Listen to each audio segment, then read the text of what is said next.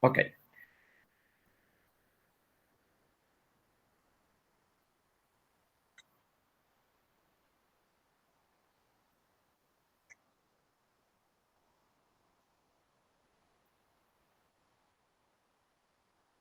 Amén.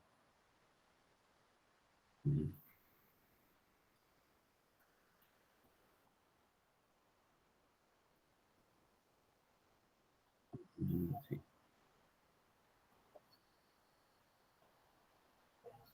Amén. Muchas gracias.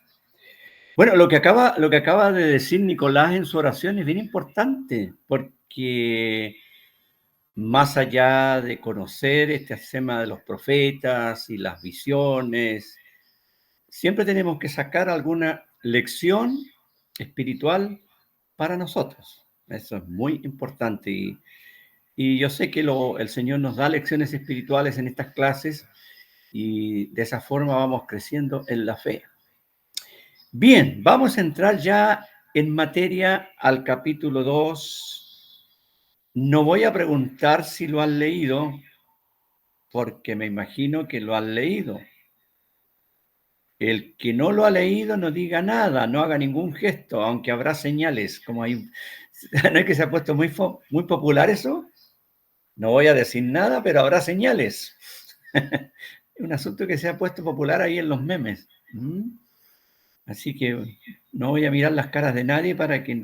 Por eso hay varios que se tapan aquí la cara para no saber, por cierto, si leyeron o no. Pero yo creo que si no lo han leído, pero se acuerdan de este capítulo. Y antes de leer, vamos a ir leyendo el capítulo, pero antes de leer, vamos a poner la página 8 ahí en los apuntes. Hoy día yo subí solito los apuntes al grupo, así que imagínense que estoy grande. ¿Ah? Ahora no me pregunten cómo lo hago, pero lo hago. Mire, lo que pasa es que abro el WhatsApp en el computador. Ahí se puede, porque en el celular no. Po. Aprendí que se hace así. Ya, y aprendí solo. Entonces, ustedes pueden ver que algo estoy progresando en la parte computacional, pero aquí hay alumnos que se manejan, pero son como balas, ¿cierto? Pero está bien. Segunda parte, quisimos hacer aquí, o quise hacer acá un pequeño bosquejo de la segunda parte del capítulo, o sea, del libro, ¿ya? Porque esta segunda parte abarca los capítulos 2 a 7. Ya. Seguramente al mirar acá en los apuntes lo que hemos puesto sobre los capítulos 3, 4, 5 y 6 puede que sorprenda, pero la verdad es que cuando los estudiemos vamos a darnos cuenta que así es. ¿Mm? Ahora, en primer lugar, capítulo 2 que vamos a ver hoy, Dios revela a Nabucodonosor su plan para los gentiles. Y hay algo muy importante que quisimos poner aquí entre paréntesis. ¿Qué fue lo que puse yo ahí entre paréntesis para no hablar solamente yo? Los tiempos de los gentiles, desde la perspectiva del ser humano, el aspecto externo, majestuosidad, esplendidez. Exactamente. Recordemos que con Nabucodonosor, cuando él subió al trono, esto lo estudiamos en la introducción, y el pueblo de Judá fue llevado cautivo y Jerusalén fue destruida, vimos que ahí comenzaron los tiempos de los gentiles, una frase que el Señor Jesucristo dijo en el Nuevo Testamento, en el Evangelio según Lucas. Yo creo que todos ahí nos acordaremos, ¿verdad? Es decir, el tiempo en el cual los pueblos gentiles tomaron la preeminencia en este mundo con respecto a Israel, porque Israel como testimonio de Dios falló. Y sabemos que los tiempos de los gentiles continúan y van a continuar hasta el momento cuando el Señor ya descienda en gloria y majestad para establecer el reino milenial. Por eso es que quisimos poner acá que en este sueño que tuvo Nabucodonosor, Dios le reveló a él los tiempos de los gentiles bajo la perspectiva humana. Y aquí está el aspecto externo, porque sabemos, lo hemos leído, hemos visto las figuritas que hemos mandado, que algunos han enviado. Lo que vio Nabucodonosor fue algo realmente esplendoroso, pensando que era una figura humana partiendo con el oro y todo lo demás. Entonces, esta visión del capítulo 2 de Daniel, vista por el rey, son los tiempos de los gentiles desde la perspectiva del ser humano, que ve las cosas en la parte externa y ve todo lo que es cosas humanas, todo muy lindo, majestuoso, esplendoroso. Vamos a ver después en el capítulo 7 otra visión diferente. Y después tenemos capítulos 3, 4, 5 y 6. ¿Quién puede leer ahí, por favor? Nuestra secretaria de lectura.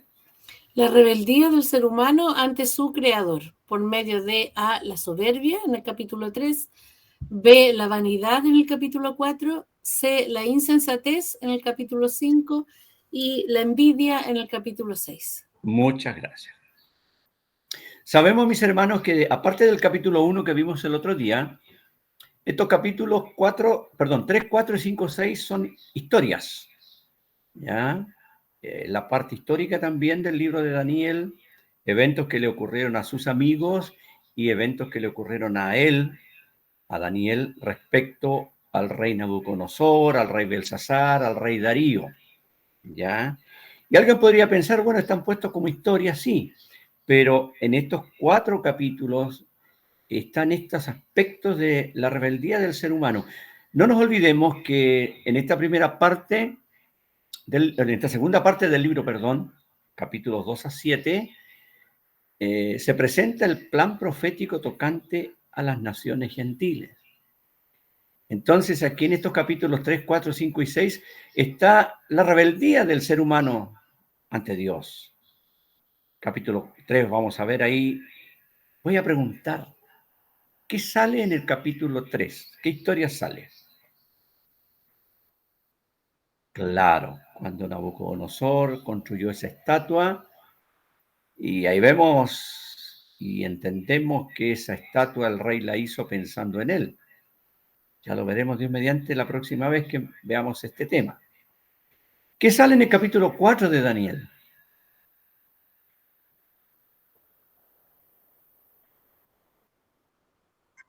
Exactamente, cuando Nabucodonosor, él se creía que era lo mejor que había y que su reino era lo mejor, y Dios lo humilló de una manera, pero fuerte, fuerte, porque tuvo una enfermedad que estuvo 7 años comiendo pasto, etcétera, etcétera.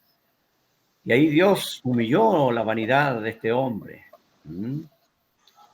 Capítulo 5, ¿qué sale allí? La escritura en la pared. Exacto, la escritura en la pared. ¿Producto de qué? Ahí había un rey que se llamaba Belsasar, que hizo una fiesta usando incluso los vasos del templo de Jerusalén, y en su insensatez el hombre, al final, esa fue la noche cuando los medos y persas entraron a Babilonia. Era un hombre muy insensato. ¿Y qué pasa en el capítulo 6? Daniel en el foso de los leones. Exactamente, Daniel en el foso de los leones, y ahí vemos que el resultado de la envidia de aquellos hombres lo mandó a Daniel al foso de los leones. Él fue un hombre fiel y el Señor lo salvó. Entonces, esos aspectos los vamos a ver ahí. No son solamente historias, sino que para complementar todo lo que estamos hablando respecto a las naciones gentiles. Y después, si nuestra querida secretaria cibernética, eso. Tenemos secretaria lectora y secretaria cibernética. ¿Ah? Así que tenemos, y a Harold, no sé qué nombre le vamos a poner a Nicolás, podría ser el jefe técnico, no sé, una cosa. Bueno, y en el capítulo 7 está la visión de las 4 bestias con el fin del poderío gentil, y como hemos puesto ahí, son los mismos tiempos de los gentiles que aparecen en el capítulo 2, pero bajo la perspectiva de Dios. ¿Y cómo ve Dios los grandes reinos del mundo? Como bestias salvajes. Como bestias salvajes. Y algunas bastante terroríficas, ¿no es cierto? Porque Dios ve el aspecto interior, el aspecto espiritual. Y esto me recuerda algo que una vez Dios le dijo al profeta Samuel cuando lo envió a ungir a David como rey. ¿Se acuerdan de la historia cuando el papá de David, ¿cómo se llama el papá de David? ¿Quién se acuerda? Isaí. Se parece a Esaú, pero no era Esaú. Esaú era el hermano de Jacob, Isaí. Y fue a la casa y ahí empezó a mostrarle los hijos y pasó el hijo mayor, buen mozo, qué sé yo. ¿Y qué pensó inmediatamente Samuel? Samuel pensó, este es el elegido de Dios. Y Dios le dijo, no miren la apariencia. Y ahí Dios le agrega a Samuel y le dice, Dios mira qué cosa. El corazón. El corazón. Exactamente, ¿ah? Porque a lo mejor el hombre era rubio o hermoso, qué sé yo, pero Dios sabía el interior del corazón. Entonces, cuando uno piensa en eso que Dios le dice a Samuel, tenemos que traspasarlo acá, porque en el capítulo 2 está la visión de los tiempos de los gentiles bajo la perspectiva humana, la parte externa, hermosa. En el capítulo 7 está el punto de vista de Dios, en el aspecto interno, verdaderas bestias salvajes. Muy interesante, ¿ya? Ahora, yo les había dicho que vamos a estudiar en conjunto esto, pero he pensado que es mejor analizar primero el capítulo 2, seguir con el orden de los capítulos históricos y después ir a Daniel capítulo 7, porque si bien es cierto y avanzamos a las observaciones, mire, Paulita me adivina el pensamiento, yo creo que tiene el don de adivinar el pensamiento, eso es medio complicado, ¿eh? ¿Verdad? Porque aquí pusimos algo interesante en la observación número 1. Por favor, si se puede leer la observación número 1. Ya, Angélica. El contenido de los capítulos 2 y 7 es paralelo, por lo que deben considerarse en conjunto. Sin embargo, no son una mera repetición, ya que la revelación de Dios es progresiva. La visión del capítulo 7 añade detalles importantes a la revelación del capítulo 2. Exactamente. Yo había pensado en un comienzo haber estudiado las dos cosas juntas, pero creo que habría sido demasiado, no digo complicado, sino que era mejor hacerlo aparte, porque como hemos puesto aquí, Dios va revelando las verdades suyas progresivamente. Y en el caso del sueño de Nabucodonosor, que ya luego vamos a considerar, Dios le mostró al rey lo que tenía que saber nomás, ¿ya? Porque no le mostró los detalles que le mostró a Daniel en el capítulo 7. No nos olvidemos que la visión del capítulo 7 Dios se la da a Daniel, a su profeta, a un hombre de Dios, mientras que el sueño del capítulo 2 es un sueño de un hombre pagano. Entonces Dios le mostró lo que tenía que mostrarle nomás, nada más, pero a Daniel le muestra verdades y hay cosas bien importantes en el capítulo 7 que no las encontramos en el capítulo 2, por eso es mejor tratar las cosas aparte. Independientemente que todos ya sabemos, ¿verdad?, de que la visión del capítulo 2 y la del 7 son complementarias, son paralelas, por eso que hubo varios que mostraron algunas láminas que subieron, yo les hice ese videíto de ese cuadro, yo lo tengo acá guardado en casa. Y lógicamente si esta clase hubiera sido presencial lo habríamos usado, porque es un cuadro grandote, bueno, no sé, no me acuerdo las medidas, pero grandote. Entonces se me ocurrió, de repente a mí se me ocurren cosas buenas, aunque ustedes no lo crean. Dije, yo les voy a hacer el videíto bajando lentamente por la figura y después bajando lentamente por las bestias. Y me imagino que eso clarificó mucho. Así que yo sé que sabemos más o menos el fondo de ambas visiones, pero la vamos a tratar aparte, ¿ya? ¿Y qué dice el punto número 2 ahí en estas observaciones que quisimos colocar, por favor, Angélica? La visión del capítulo 7 es la primera de 4 visiones dadas por Dios al profeta Daniel. Son de índole apocalíptico por el lenguaje y las figuras que aparecen en ellas. Exactamente, ¿verdad? Esa en el fondo es la primera visión que recibió Daniel. ¿Ya? Daniel no recibió ninguna visión hasta ese momento. Y la verdad de las cosas es que cuando Daniel recibió esa visión, ya lo veremos cuando analicemos el capítulo 7, ya no era el jovencito del capítulo 1 ni capítulo 2. habían pasado una buena cantidad de años porque Daniel vio la visión en otro tiempo. Pero ya será el momento de ver eso, ¿ya? Y después de esa visión, él tuvo 3 visiones más. Así que, dichas estas cosas introductorias, vamos al capítulo 2. ¿Alguien quiere preguntar algo, levantar la manito, decir alguna cosa, opinar algo, agregar algo? Es el momento.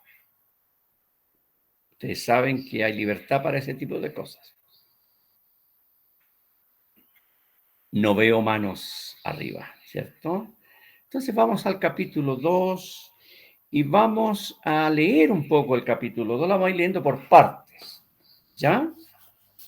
Capítulo 2, versículo... ¿Alguien dijo algo? Sí, yo, Carlos. Dígalo. No solamente agregar que Lucas 21-24 es la cita de los gentiles, la que usted decía recién. Exactamente. Qué bueno que lo mencionan para recordarlo. Qué bueno. Lucas 21, 24. Perfecto. Porque si alguien no se acuerda, ahí está. Lucas 21, 24. ¿Ya? Es cuando el Señor mencionó aquello. Entonces vamos a leer en el capítulo 2 desde el versículo 1 hasta el versículo 13. Ya nuestra lectora de noticias, por favor. El 1 al 13. 13. 13, ¿sí? Perfecto. Leamos el relato.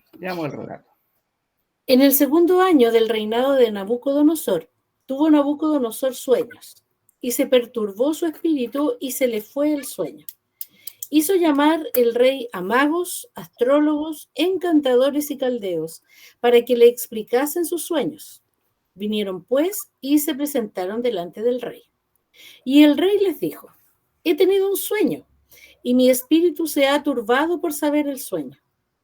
Entonces hablaron los caldeos al rey en lengua aramea: Rey, para siempre vive. Di el sueño a tus siervos y te mostraremos la interpretación. Respondió el rey y dijo a los caldeos: el asunto lo olvidé. Si no me mostráis el sueño y su interpretación, seréis hechos pedazos, y vuestras casas serán convertidas en muladares. Y si me mostrareis el sueño y su interpretación, recibiréis de mí dones y favores y gran honra. Decidme, pues, el sueño y su interpretación. Respondieron por segunda vez y dijeron: diga el rey el sueño a sus siervos y les mostraremos la interpretación. Y el rey respondió y dijo: yo conozco ciertamente que vosotros ponéis dilaciones, porque veis que el asunto se me ha ido. Si no me mostráis el sueño, una sola sentencia hay para vosotros. Ciertamente preparáis respuesta mentirosa y perversa que decir delante de mí, entre tanto que pasa el tiempo. Decidme, pues, el sueño, para que yo sepa que me podéis dar su interpretación.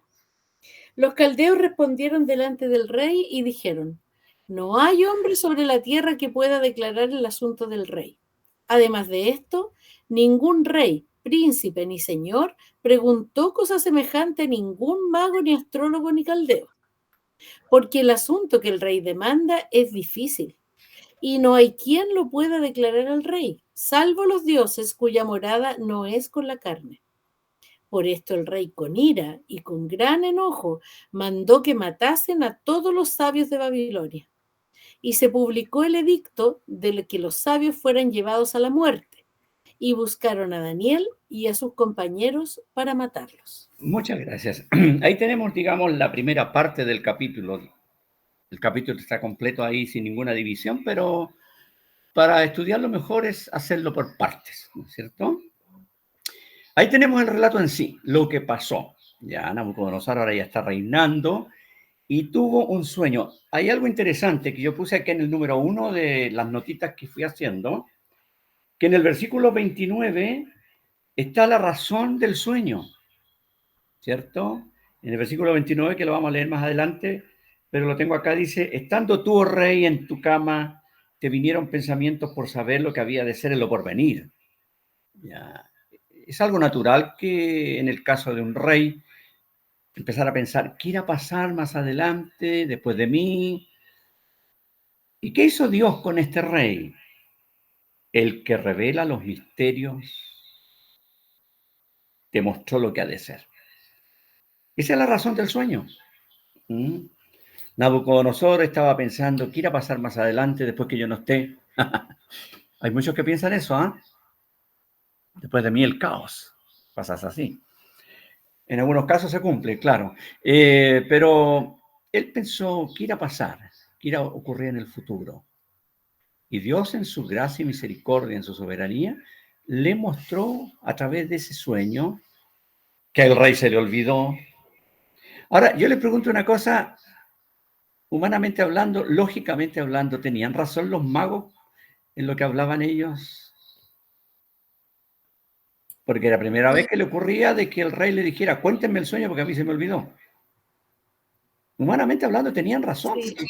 Claro, porque la idea es que ellos tenían toda una cantidad, más adelante lo puse en alguna parte aquí, no me recuerdo si lo puse o no, pero estos magos seguramente tenían cierto sistema para interpretar los sueños en base a lo que escuchaban, entonces, pero esto era algo nuevo para ellos. Ellos lo dijeron. Nunca antes había pasado una cosa que un rey hubiera pedido que le contaran el sueño porque a él se le olvidó.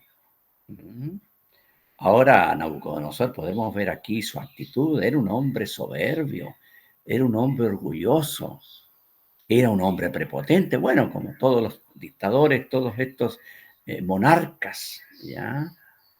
Y la actitud de él de querer matarlos, bueno, era la actitud típica de un dictador en el sentido de lo que él decía y si no, no. Ahora, nosotros sabemos que Dios usó esto, ya, usó esto para revelar verdades bíblicas. Y no nos olvidemos nunca, mis amados hermanos, que la Biblia es inspirada por el Espíritu Santo. ¿No es cierto?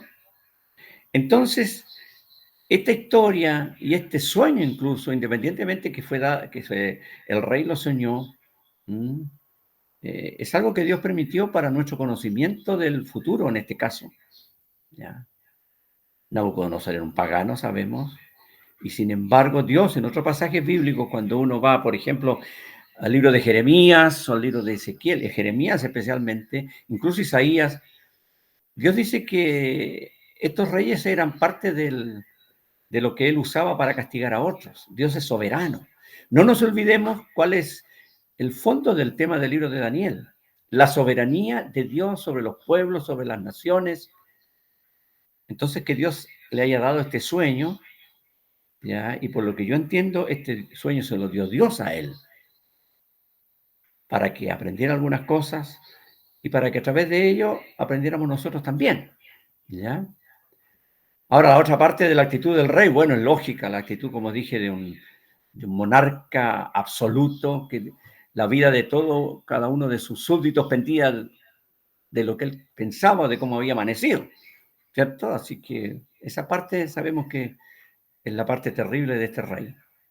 Ahora, él hizo venir a todos, yo le puse aquí asesores espirituales, porque la verdad las cosas que todos estos que él llamó eran sus asesores espirituales. No nos olvidemos que en aquellos años, aparte de los aspectos políticos, de los imperios, de los reinos, esta gente pagana le daba mucha importancia a todo lo escondido, a todo lo oculto, lo que podríamos llamar nosotros a todo lo esotérico, ¿verdad?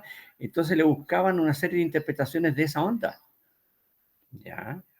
Y vemos aquí 4 grupos de personas que él tenía, que eran aquellos que le asesoraban en este aspecto espiritual. Primero estaban los magos. Y explicamos acá que era gente poseedora de conocimiento de los misterios sagrados y de las ciencias ocultas. Ahora, cuando nosotros hablamos, mis amados hermanos, de ciencias ocultas, evidentemente estamos pensando en algo que no es de Dios. No nos olvidemos de eso. Dios es luz, nunca nos olvidemos de eso. En Él no hay tinieblas. Todo lo contrario es el reino de Satanás, es un reino de tinieblas. Entonces, evidentemente, estos magos tenían conocimiento de cosas ocultistas. ¿Ya? Estaban los astrólogos también, que se dedicaban a contemplar los cielos y buscar señales en las estrellas con el propósito de predecir sucesos. Incluso yo puse un pasaje de Isaías 47 donde Dios recrimina a los judíos, porque había judíos que se dedicaban a eso. ¿Dios ordenó alguna vez que se mirara las estrellas para conocer cualquier tipo de cosas y sucesos? No. Cierto que no. Es por eso también que el Señor siempre atacó el tema tan popular en el día de hoy de los signos del zodiaco. Ya, hubo un rey en el Antiguo Testamento, el rey Josías, que fue el último rey que hizo la gran reforma en Judá, que él destruyó a todos los que estaban, digamos, preocupados de los signos del zodiaco. Yo espero sinceramente, mis amados hermanos, que no haya ninguno de ustedes, de nosotros, que esté preocupado por su signo, si es compatible con el signo del otro. Que el escorpión es compatible con, no sé, con el cáncer, con Libra y todas esas cosas. Porque detrás de esto que pareciera así, digamos, ¿cómo decirlo? Que pareciera de conocimiento, hay ocultismo. ¿Ya? Dios siempre ha condenado de que las personas busquen resultados a través de las estrellas. Pero él tenía sus astrólogos, ¿ya? Él tenía sus astrólogos, entonces lógicamente pensaban a lo mejor alguno de estos me va a dar la respuesta. ¿Qué más tenía él? Tenía encantadores. Y esta era gente que usaba la magia y el exorcismo invocando el nombre de espíritus malignos. Es decir, era una camada de pura gente que usaba ritos ocultos, demoníacos, satánicos. Esos eran los asesores espirituales que tenía el rey, aparte de los caldeos, que era realmente una casta de hombres sabios allí en Babilonia. Como podremos observar, mis amados hermanos, no era nada de Dios esto. Y hay una cosa interesante en este capítulo. Aquí se va a confrontar el poder de Satanás con el poder de Dios. Claro, porque imagínense ustedes qué hubiera ocurrido si algunos de estos magos o astrólogos, encantadores o caldeos, ellos hubiesen descubierto el significado del sueño. ¿A quién le habría dado Nabucodonosor toda la gloria? A ellos, A ellos, y detrás de ellos, ¿a quiénes? a sus dioses. A los dioses paganos, claro que sí.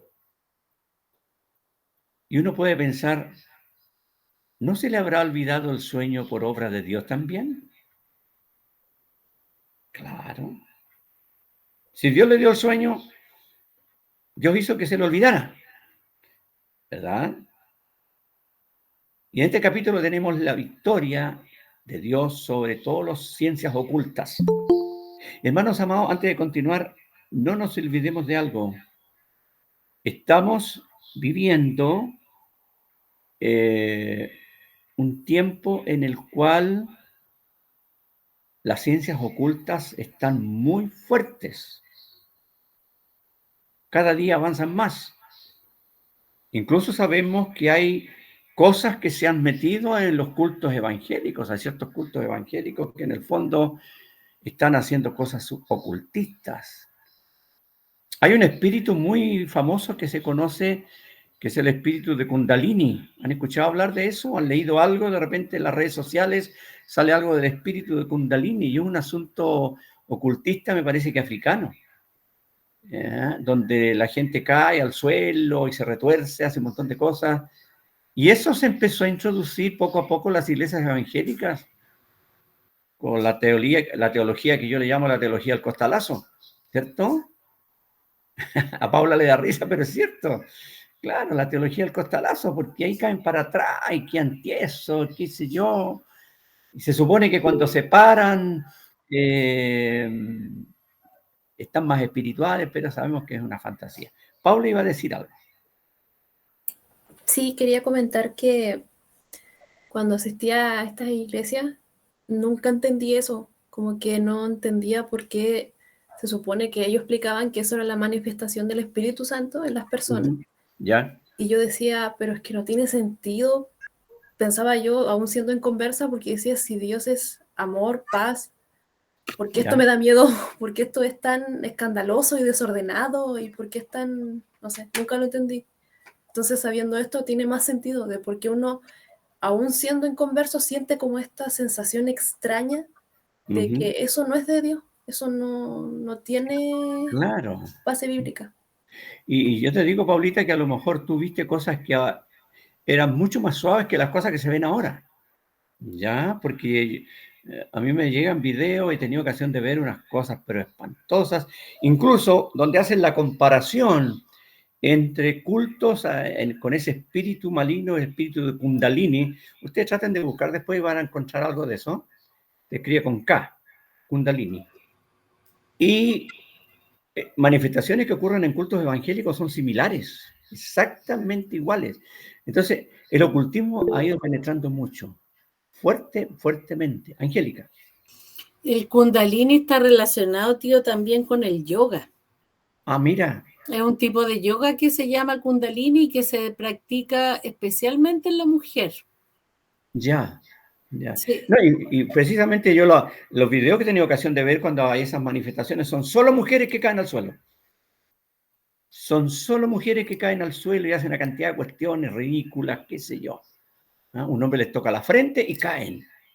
Entonces, estamos viviendo un tiempo en el cual el ocultismo cada vez es más fuerte, pero independientemente que igual nos puede producir un poco de impresión, no nos asustemos, hermanos, porque el Señor es más fuerte que todos los millones de demonios juntos y que Satanás también. No nos olvidemos nunca de eso, ¿ya? Lo que sí tenemos que tener cuidado los creyentes, especialmente los más jóvenes que son tan adictos al Internet, ¿ya? Tener cuidado con lo que vemos. Porque de repente, sin darnos cuenta, ojo, sin darnos cuenta, podemos caer en cosas que no corresponden, ¿ya? Porque a veces la curiosidad, hay una frase por ahí del gato, ¿no es cierto? Que la curiosidad, ¿cómo es la cosa? Mató al gato. Al gato. Mató al gato. Claro. Los gatos son curiosos, sabemos que son curiosos los gatos. ¿Ah? Son intrusos los gatos. Los que tienen gatos aquí entre mis hermanos sabrán que es así, ¿cierto? Entonces, ¿qué pasa? De que por curiosidad. Y fíjense, antes de avanzar aquí, uno de estos grupos de gente que tenía este hombre, ahí el último, los encantadores, los penúltimos, eran personas que usaban la magia y el exorcismo invocando el nombre de espíritus malignos. Ustedes saben que existen los espiritistas, ¿cierto? Y que según ellos, cuando hacen sus sesiones de espiritismo, que incluso se han tomado para la broma, y me acuerdo de que en el tiempo del Chavo hablaban de los espíritus chocarreros y toda esa historia, y que la gente lo toma a la broma. Y fíjense, independientemente que esa cosa suena media jocosa, ¿qué hace Satanás con eso? Hace que la gente piense que eso es algo trivial, que eso es algo normal, porque Satanás, mis amados hermanos, es experto en engañar. Entonces, claro, usaban esa cosa humorística que daba risa aquí, los espíritus chocarrel y toda la cosa, pero sabemos que el espiritismo es satánico, ¿ya? Y la gente que hace sesiones espiritistas, ellos dicen que es el alma de un difunto que viene y habla. Sabemos que es absolutamente falso porque la Biblia nos muestra que la persona que muere se va y no vuelve, ¿ya? Y yo me recuerdo, hace muchos años atrás, cuando yo vivía en Talca, en aquella época cuando todo era en blanco y negro. No, es una broma. Me acuerdo que en la iglesia había una chica que ahora incluso está congregada ya en la Florida, pero que no es una chica, es una señora que tiene hijos, no sé si tiene nietos, pero tiene hijos. Me acuerdo que ella estaba en su liceo y con las compañeras de curso inventaron, querían llamar los espíritus, así como por chacotear, ¿ya? Y resulta lo siguiente, que empezaban a hacer ciertas cosas y empezaban a sentirse manifestaciones y estaban aterradas. Y eran unas estudiantes de liceo, qué sé yo. ¿Por qué razón? Porque se estaba metiendo en algo oculto. Lo mismo pasa con las tablas Ouija. Ustedes han escuchado hablar de las tablas Ouija, yo creo que todos le hemos escuchado hablar de eso. Y eso es satánico absolutamente. Entonces, esta gente, por eso aquí hemos puesto que estos hombres usaban la magia y el exorcismo invocaban el nombre de espíritus malignos, porque que viene el pariente que le habla, ¿no es cierto? Eso evidentemente no es el pariente que viene. Son espíritus demoníacos que toman el nombre de las personas y la gente cree aquello y la gente está envuelta en el espiritismo. Bueno, no estaba en el tema, pero fue necesario verlo porque este era el tipo de asesores que tenía Nabucodonosor y que los llamó, y como hemos leído en el número 3, vamos a leer después el número 3, pero Harold levantó la mano.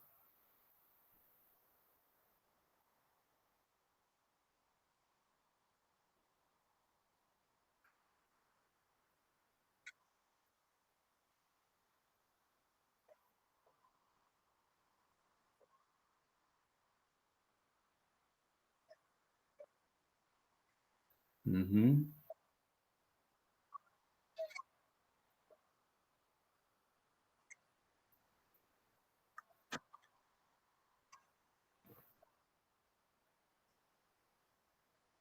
Uh-huh.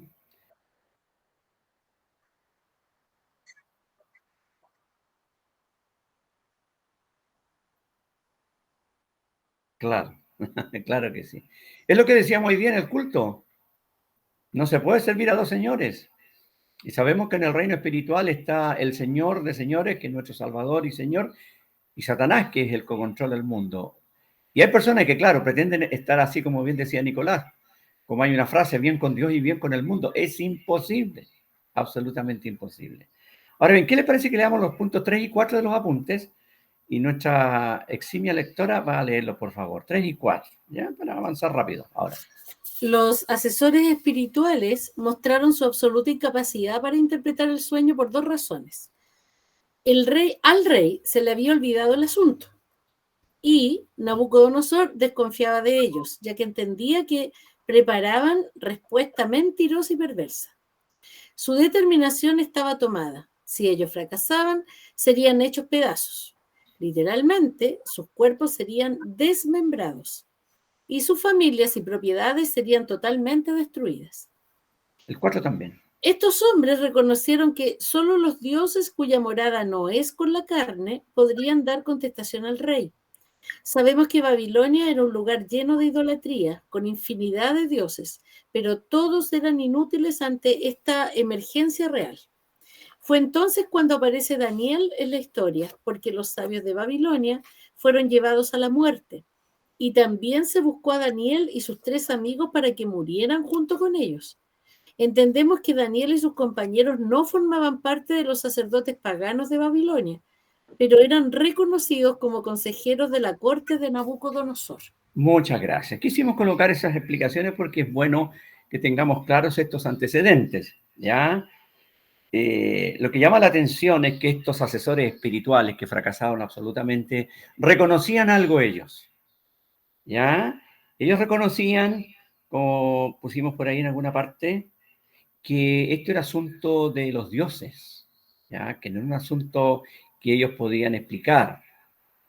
Ahora, parece que Nabucodonosor los conocía, porque seguramente le habían inventado muchos resultados de otras cosas en algún momento. Entonces, por eso dijo él, ustedes están preparando respuesta mentirosa y perversa.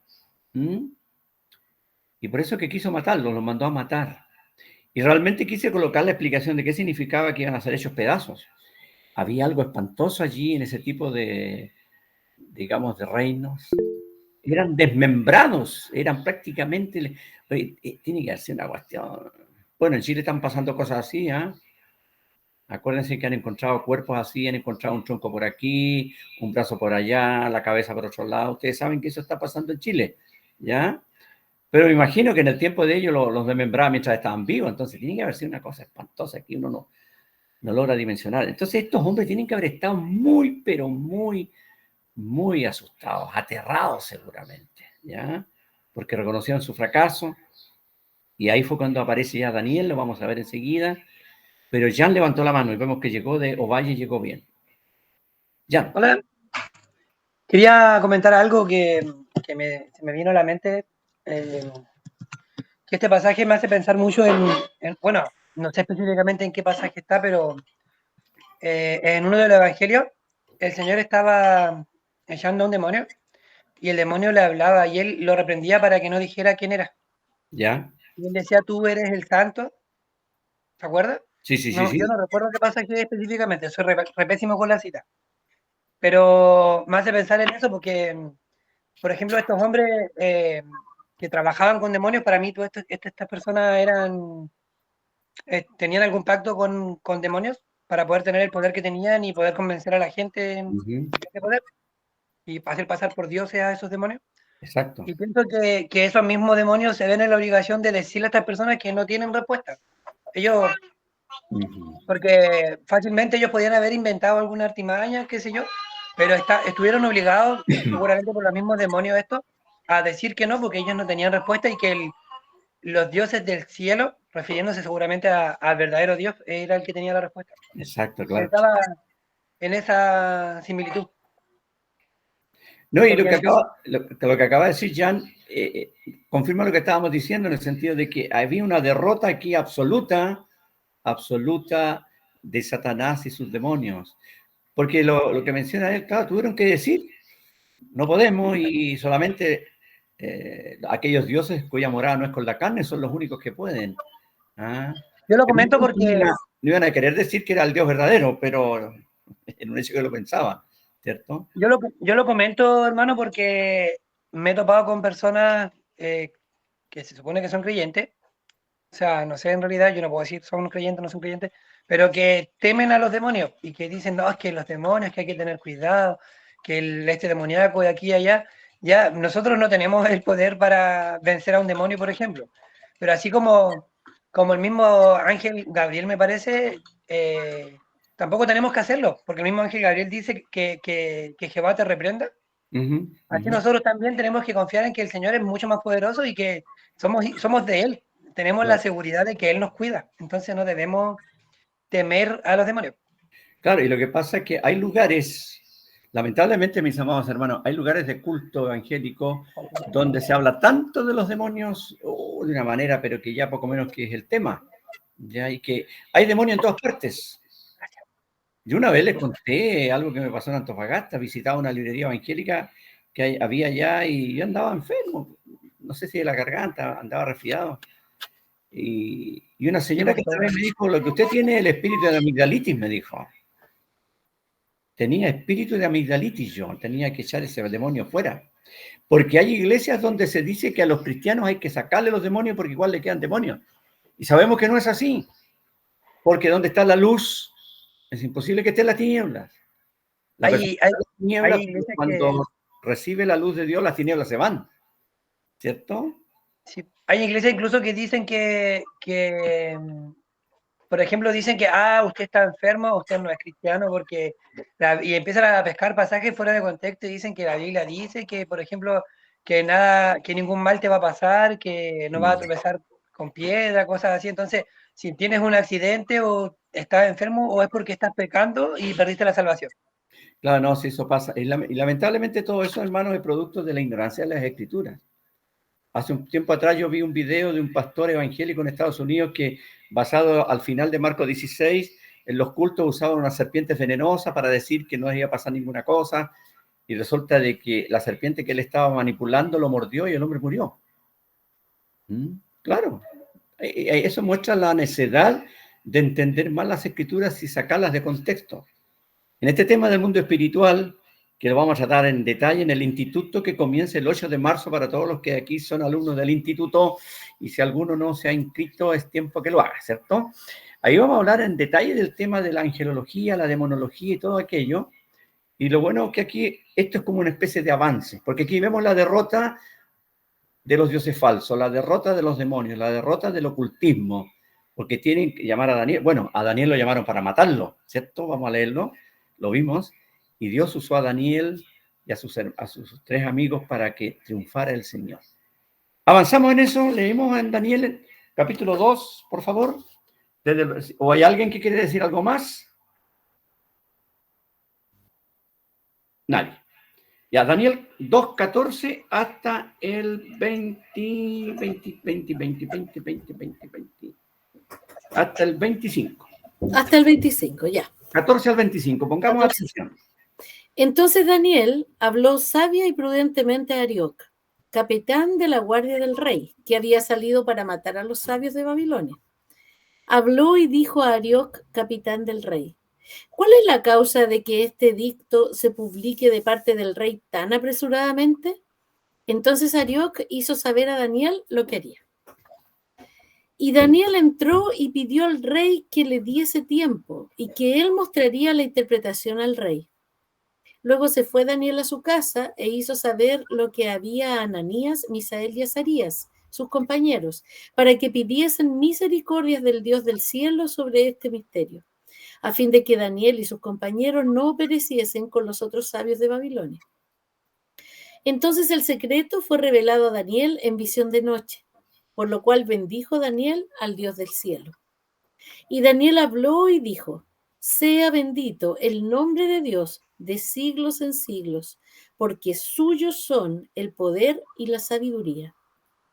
Él muda los tiempos y las edades, quita reyes y pone reyes, da la sabiduría a los sabios y la ciencia a los entendidos. Él revela lo profundo y lo escondido, conoce lo que está en tinieblas y con él mora la luz. A ti, oh Dios de mis padres, te doy gracias y te alabo, porque me has dado sabiduría y fuerza, y ahora me has revelado lo que te pedimos, pues nos has dado a conocer el asunto del rey. Después de esto fue Daniel a Arioc, al cual el rey había puesto para matar a los sabios de Babilonia, y le dijo así: no mates a los sabios de Babilonia, llévame a la presencia del rey, y yo le mostraré la interpretación. Entonces Arioc llevó prontamente a Daniel ante el rey, y le dijo así: he hallado un varón de los deportados de Judá, el cual dará al rey la interpretación. Muchas gracias. Es importante leer el relato bíblico, ¿ya? Porque el relato bíblico nos va mostrando la situación del momento.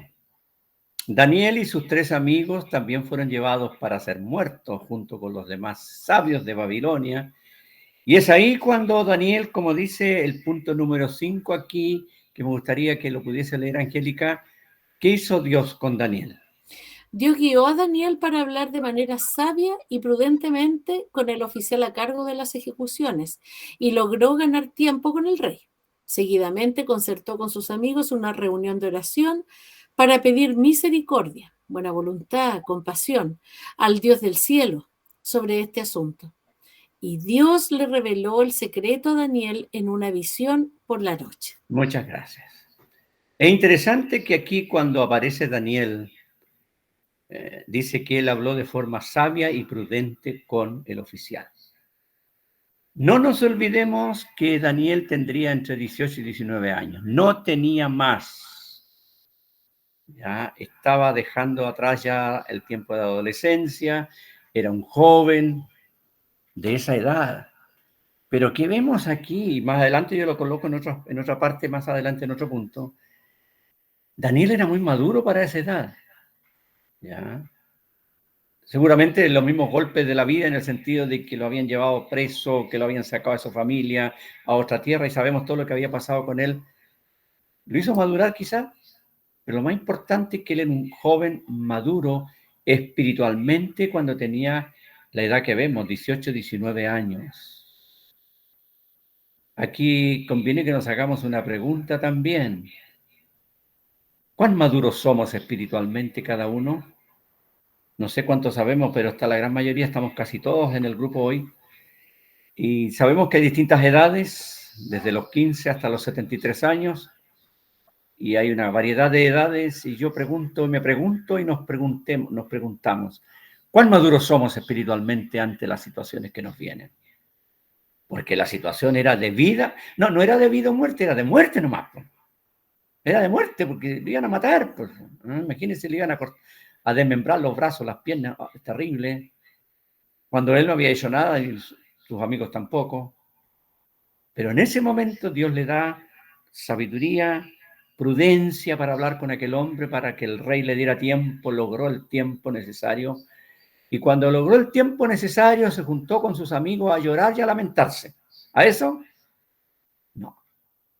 Una reunión de oración. Imagínense 4 jóvenes orando. Yo no sé, los jóvenes, hay hartos jóvenes, gracias a Dios, doy gracias a Dios porque en esta academia hay hartos jóvenes. Que ayer estuvieron también varios de ellos en su campamento y confío que les haya ido muy bien. ¿Se han invitado alguna vez los unos a los otros para hacer una reunión de oración o no? Sería bueno, quizá, ¿no es cierto? O nos juntamos a comer una completada. Ah, eso sí, al tiro, vamos a comer una completada. Como bien decía Mati, vamos a juntarnos para ir a jugar a la pelota, lo cual está bien, si no estoy diciendo que esté mal jugar a la pelota, ni comer completo, sí, está bien. Juntémonos a ver una película, juntémonos a ver una película. Pero ¿alguna vez se han invitado mutuamente para hacer una reunión de oración? Es interesante, ¿no? Ellos estaban en terreno extraño, una tierra pagana, rodeados de maldad, solos sin su familia, muchachos de 18, 19 años. Y Daniel les cuenta lo que pasa y les dice, oremos. Interesante lección. Mis amados hermanos jóvenes, procuremos ejercitarnos en la oración. Es algo que no es fácil, porque a la carne nuestra no le gusta eso de orar.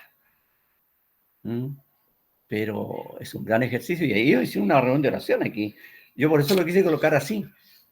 ¿Y cuál era? Tenían que pedir misericordia a Dios, que tuviera buena voluntad. Por eso lo pusimos entre paréntesis ahí, que Dios tuviera buena voluntad con ellos, que tuviera compasión. Ahora, no nos olvidemos que ellos estaban en otra época dispensacional, no estaban bajo la gracia como nosotros, que incluso nosotros tenemos un mayor acceso a Dios directamente. Para ellos Dios estaba muy alto, ¿ya? Ellos no tenían a Dios como Padre personal como nosotros. Ojo. Y sin embargo, mis amados hermanos, especialmente mis amados hermanos más jóvenes, ellos estuvieron dispuestos a juntarse, a orar, a clamar al Señor que Él tuviera misericordia. ¡Qué ejemplo para todos nosotros! Así que yo invito a mis hermanos jóvenes que procuren ejercitarse en la oración privada primero, ¿ya? Cuesta orar, pero hay que dejar un tiempito todos los días para darle gracias al Señor, para entregar las cargas. Y si de repente un día se juntaran, oye, juntémonos a orar un ratito, sería bueno también. Aquí hay un ejemplo. Una reunión de oración en medio de la crisis. Porque la crisis que venía para ellos era la muerte. Pero se juntan a orar. ¿Y qué hace Dios? Dios le revela a Daniel. Y mire, a mí me llamaba la atención este hecho. ¿Cuál es la única parte que los 3 amigos tuvieron en esta historia? ¿Qué parte tuvieron ellos aquí? Cualquiera que sepa la respuesta que me diga. Porque el personaje aquí de los 4 más descollante es Daniel. Pero ellos tuvieron que ver algo en un momento. ¿En qué momento? En la oración. En la oración. Exacto, acompañaron a Daniel en la oración. Mire qué interesante. ¿Ya? Al final del capítulo sale que gracias a lo que pasó con Daniel, después él y sus amigos fueron puestos en puestos de mayor importancia y todo eso. Pero en esta parte, cuando Daniel fue a hablar con el jefe que estaba a cargo de las ejecuciones, fue Daniel a hablar. Y después Daniel habló con los 3 amigos. Y ellos participaron, oraron. Y el Señor hizo esto de revelar el sueño a Daniel. Mis amados hermanos, de repente puede que las cosas del Señor, y un buen consejo para mis amados hermanos jóvenes. Yo a veces les digo en broma, no lo digo en broma, les recuerdo, yo también fui joven. ¿Ya? Aunque algunos no creen que fui joven, pero fui joven. ¿Ya? Mire, yo me convertí al Señor, tenía 15 años. Cuando ingresé a la comunión de la iglesia, después de ser bautizado, tenía 17. Entonces pasé por todas las etapas de la edad que hay muchos actualmente en el grupo aquí. Y de repente venía eso de que ¿por qué le dicen al otro y no me dicen a mí? Ay, ¿por qué el otro tiene más participación y yo no tengo tanta participación? Y me enojaba. Típico de inmadurez. Puede pasar, mi amado hermano joven o mi amada hermana jovencita, de que tú no tengas quizá una participación muy activa en algunas cosas, pero eres importante en las cosas del Señor igual. Y en este caso, el que tuvo aquí ¿cómo diría? La primera línea, pero en el buen sentido, ¿ya? No como los asesinos de la primera línea en Chile, ¿verdad? Fue Daniel. Pero sus amigos tuvieron una participación importantísima porque oraron los 4 juntos. Yo los motivo, los incentivo que en algún momento, cuando se reúnen, sí, es bueno reunirse a reírse un rato, compartir, jugar, qué sé yo, es buenísimo. Pero si pueden, oren también de repente, oren un poquito, les va a hacer bien. ¿Ya? Así que, gran ejemplo, Dios le manifestó el sueño. ¿Y qué hizo Daniel? Estaba muy feliz. Veamos el punto número 6 acá en los apuntes, porque como hemos puesto acá, algunos consideran estos versículos como un salmo de Daniel. Angélica nos leyó los versículos, yo creo que ustedes estaban atentos escuchando. Es como un salmo y David proclama el nombre de Dios, lo alaba. A propósito de eso, el día de la mañana Miguel estaba en la clase bíblica hablando del libro de los salmos, en las aventuras bíblicas, y precisamente presentaba el hecho de que los salmos es un libro de alabanzas para aprender a alabar a Dios. Era el himnario de Israel, no es nuestro himnario, ya que se sacan algunas canciones en base a ciertas partes de los salmos, pero los israelitas usaban los salmos para alabar, para adorar a Dios, ¿ya? Y por eso que estos versículos, estas palabras de Daniel son como un salmo en el cual glorifica a Dios. Y hemos puesto aquí los 6 puntos que aparecen ahí, ¿ya? ¿Podrían leerlo, Angélica, por favor? El poder y la sabiduría son de Dios, la capacidad de Dios para tomar y ejecutar la decisión correcta. Muda los tiempos y las edades, el control providencial de Dios sobre el universo. Quita reyes y pone reyes. Dios controla todos los sucesos históricos. Da la sabiduría a los sabios y la ciencia a los entendidos. Todo lo que el ser humano posee lo ha dado Dios. Revela lo profundo y escondido. Solo Dios revela lo que los hombres ni los ángeles pueden hacer. Conoce lo que está en tinieblas y con él mora la luz. En Dios no hay tinieblas de ninguna clase porque Él es luz. Muchas gracias. Pusimos algunas explicaciones ahí de las frases que Daniel dijo. Si bien es cierto, no necesitan tanta explicación, pero si nosotros hacemos un resumen de estos 6 puntos, vamos a ver la grandeza de nuestro Dios. Daniel lo alaba porque Dios es el único que tiene la capacidad de tomar y hacer las decisiones que corresponden, y Él controla absolutamente todo, controla los sucesos de la historia, ya incluso muestra que todo lo que el ser humano tiene, sabemos que hay seres humanos muy sabios, muy inteligentes, y eso no es una cuestión que le surgió así de repente. Dios le ha dado la inteligencia. Lamentablemente muchas cosas que Dios le ha dado, muchas cosas que el hombre ha hecho con su inteligencia, las ha hecho para el mal, pero Dios le ha dado inteligencia. Dios manifiesta hasta lo más oculto, los ángeles no pueden revelar aquellas cosas. Y como pusimos al final, en Dios solamente hay luz. Mis amados hermanos, hoy día de la mañana Miguel hablaba también respecto a la importancia de conocer quién es Dios. Fíjese que estos 4 versículos, estos 6 puntos que Daniel presenta aquí, nos muestran aspectos grandiosos de quién es Dios. Y mi amada hermana, mi amado hermano, este es nuestro Dios, este es nuestro Padre. Un Dios totalmente todopoderoso, sabio, infinitamente sabio, y que conoce lo más profundo y conoce absolutamente todo de la historia.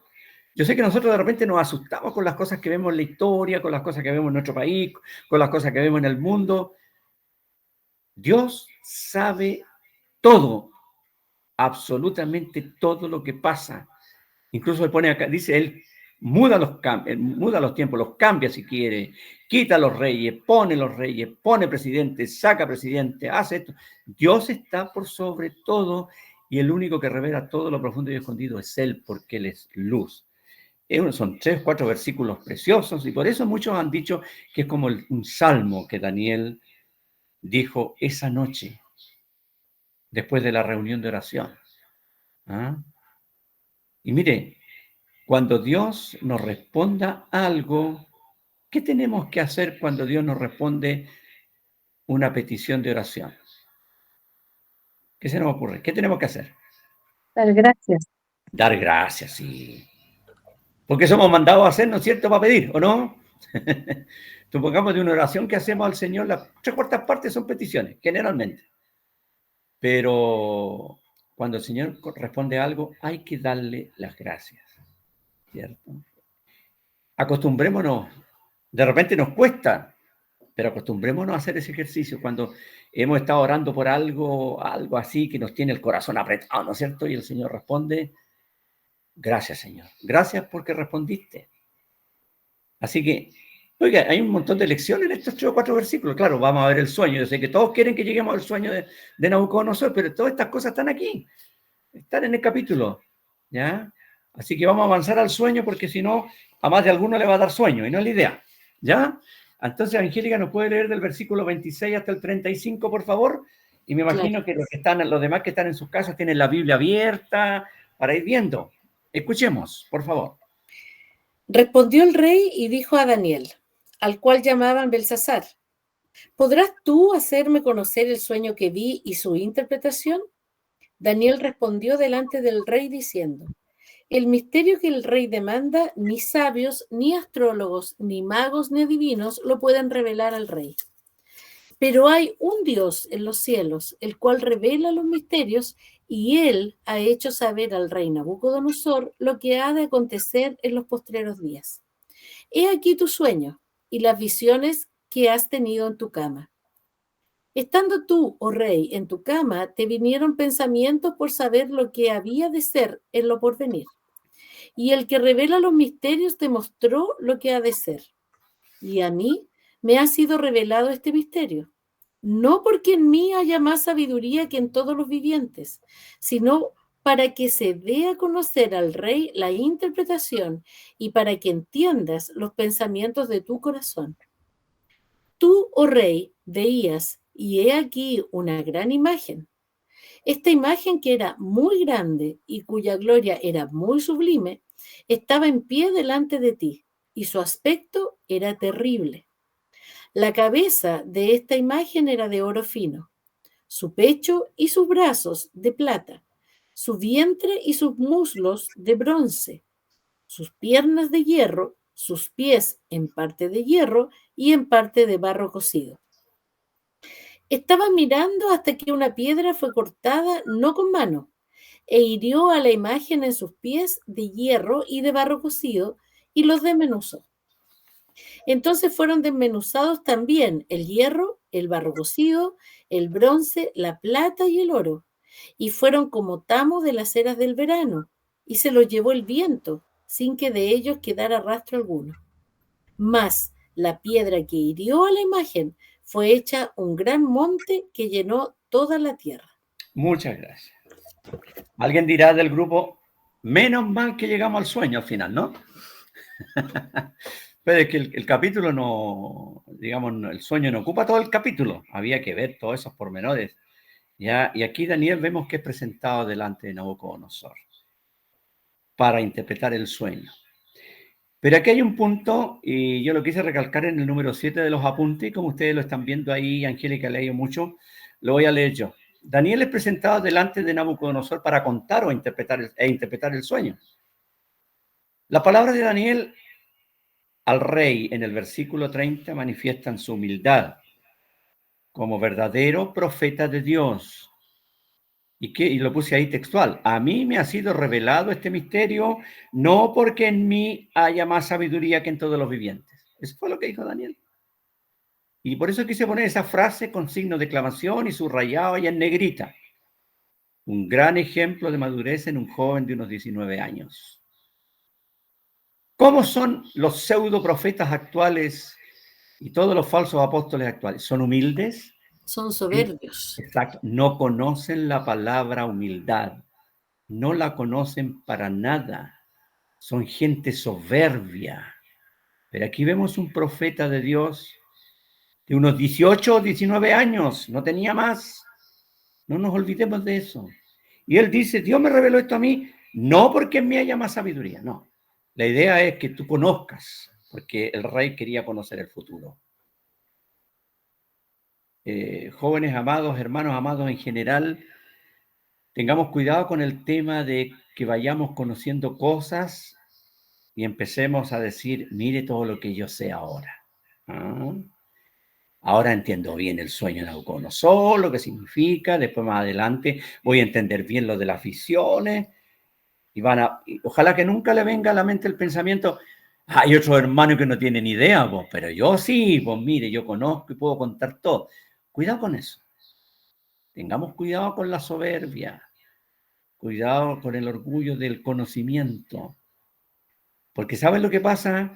Si nosotros aprendemos las cosas solamente en nuestra mente, como a veces yo digo, nos crece solo la cabeza y el cuerpo queda chiquitito. No fue el caso de Daniel aquí. Había recibido una revelación tremendamente grande, solemne, poderosa, ¿ya? Que incluye hasta el tiempo nuestro. Imagínense. ¿Y qué dice él? Yo no soy más sabio que los demás. Así que mi amado hermano, mi amada hermana, en especial los hermanos jóvenes, cuidado con que el conocer cosas de la palabra de Dios nos ensalce el ego. Cuidado con eso. El Señor nos ayuda a mantener el ego ahí aplastadito, ¿ya? Porque es muy peligroso. Si el Señor nos va revelando cosas, gracias a Dios porque nos revela cosas. Si estamos estudiando este libro de Daniel, y como estudiamos el Apocalipsis durante un año, y Dios mediante otros libros que estudiaremos, que mantengamos siempre la humildad, ¿ya? Reconociendo que si aprendemos algo, es el Señor que nos manifiesta aquello, para que seamos de bendición a otros. Este fue el caso. Dios le reveló esto para que el rey fuera bendecido, sí, a pesar que era un pagano. Y a pesar de que al final, cuando ya Daniel le contó la interpretación, el rey, en vez de darle gloria a Dios, se humilló delante de Daniel. ¿Ah? Si uno lo lee al final del capítulo, es así. ¿Ah? Pero es un ejemplo, Daniel. Pero vamos al sueño, ya vamos al sueño, porque dice, ya, pues hermano, tío, como me digan, ya, pues vamos al sueño luego. Ahí está explicado, lo leímos, ¿cierto? Angélica nos leyó el sueño, una imagen grande, muy sublime.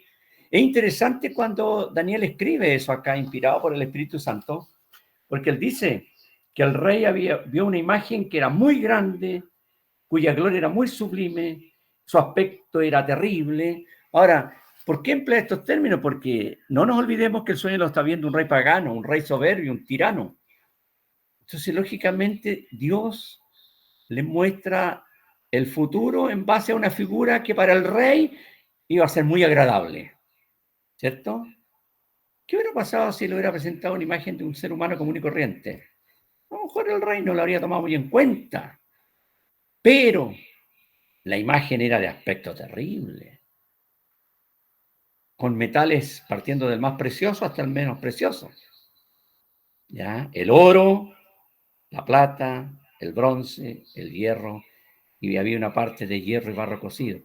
Y hay una cosa interesante, si ustedes lo piensan, gradualmente los metales van tomando más fuerza aquí, pero gradualmente son menos valiosos, ¿o no?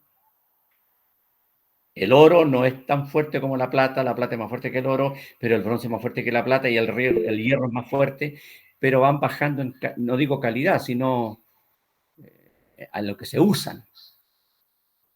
Ahí está la imagen. Y después, ¿qué ve el rey? Ve una piedra cortada no con mano. Qué linda la frase, ¿eh? Una piedra cortada no con mano. Y le pega la imagen en los pies. Ahora, ¿se acuerdan ustedes cuando Daniel le disparó la ametralladora a Goliat? Que no fue una ametralladora. ¿Qué fue lo que le disparó?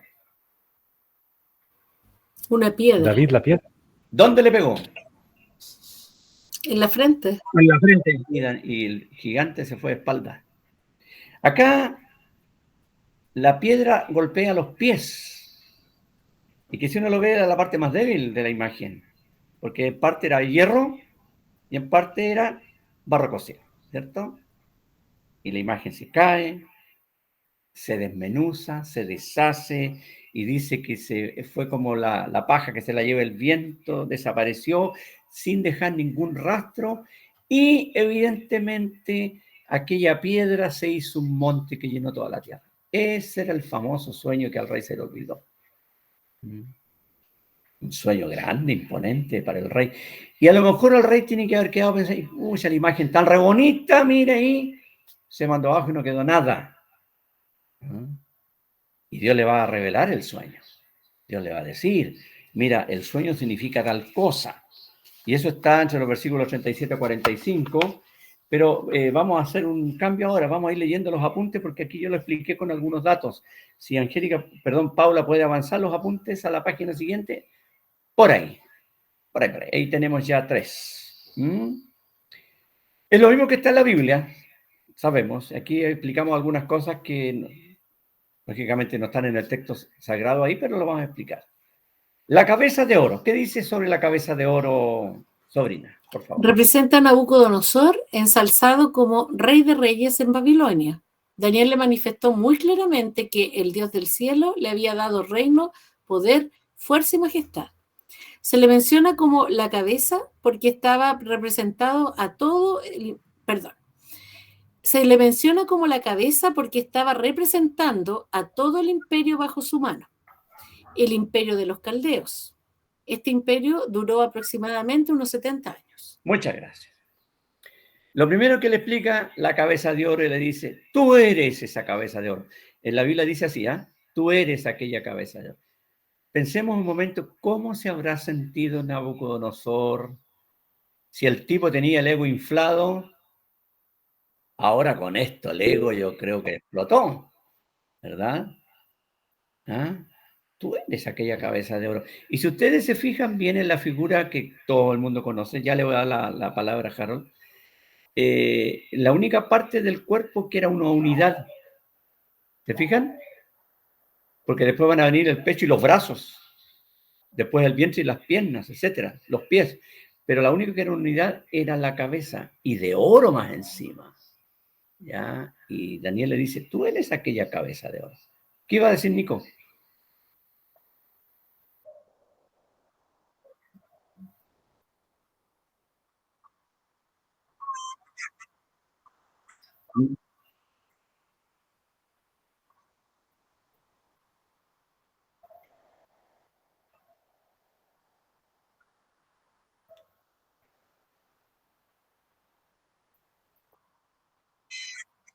Uh-huh.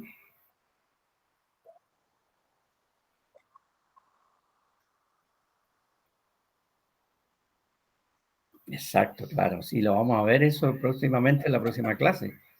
Porque esa imagen del capítulo 3 era toda de oro. El Harold está haciendo spoiler.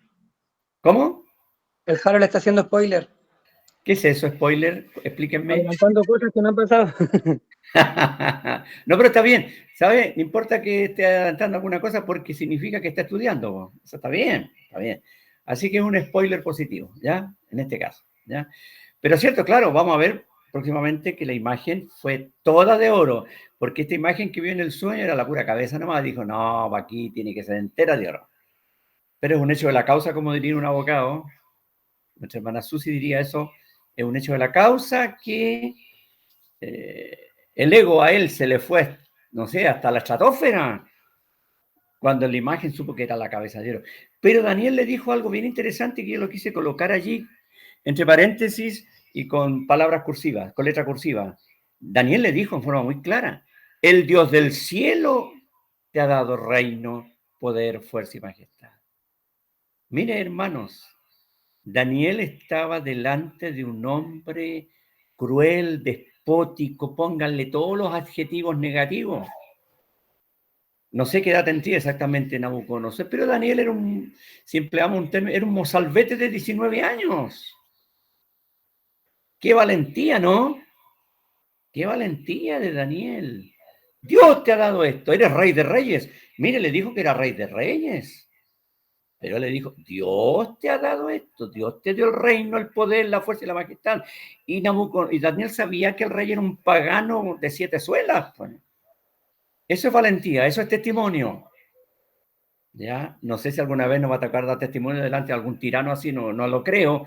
Pero hermanos amados, tratemos de ser valientes cuando damos testimonio. No tengamos miedo a las personas, porque a veces nos da miedo la gente. ¿O no? Yo creo que de pronto pasa. Pero aquí vemos a Daniel, estaba solo en la corte del rey. Entiendo que los amigos no fueron con él, fue solamente él. Pero qué valentía, le dijo, Dios te ha dado todo esto. Don Jan.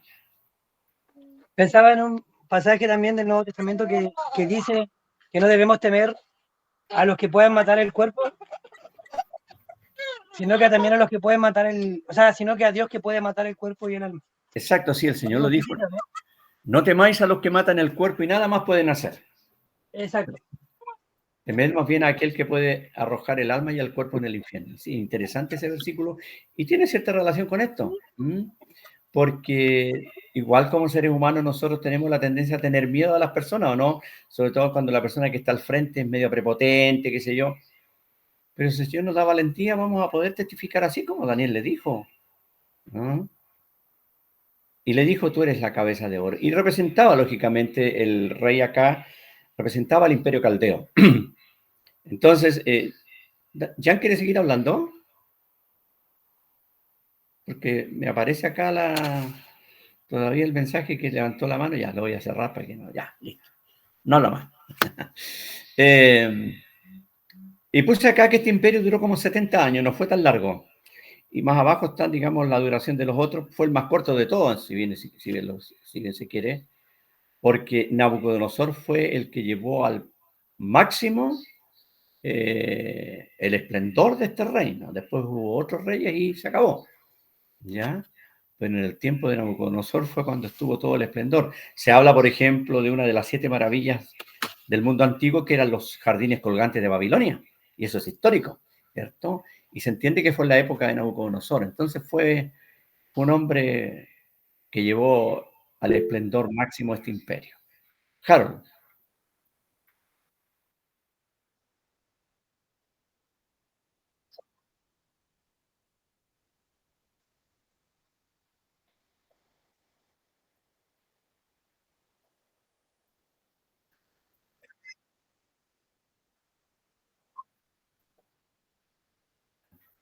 Uh-huh.